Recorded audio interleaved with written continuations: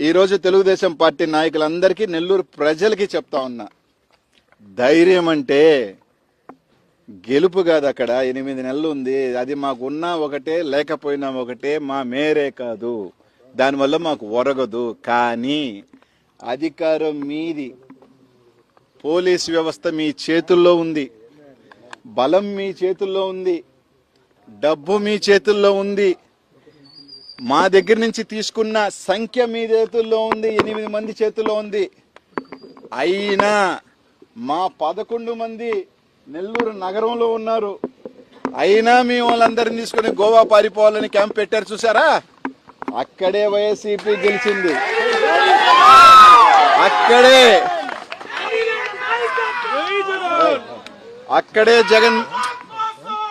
అక్కడే జగన్మోహన్ రెడ్డి గెలిచాడు, వైఎస్ఆర్ కాంగ్రెస్ పార్టీ నాయకులు గెలిచారు. ఇది చాలాదా మా నైతిక విజయానికి? మేమెళ్ళి, మా వాళ్ళు వెళ్ళి అక్కడ ఉండాల్సిన అవసరంలే. మమ్మల్ని చూసి